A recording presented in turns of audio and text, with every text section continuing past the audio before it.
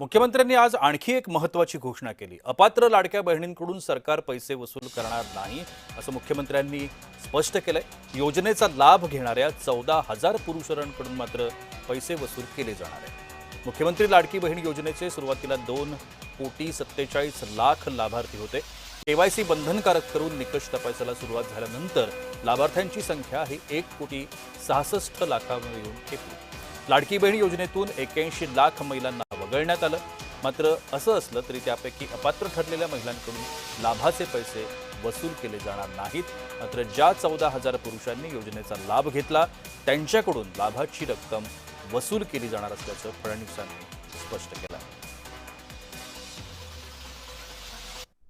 ज्यांनी केवायसी केली नाही त्यांना आता आम्ही पैसे देणार नाही, पण त्यांनी दिलेले पैसे आम्ही वसुली करणार नाही।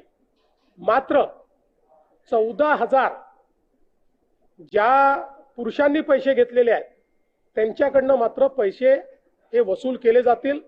त्यामुळे नीट सायंटिफिक प्रोसेसने या सगळ्या गोष्टी केल्या आहेत आणि आजही यांच्यापैकी कोणी जर केवायसी करणार असेल तर आम्ही विंडो ओपन करायला तयार आहोत आणि त्यांना लाभ द्यायला तयार आहोत।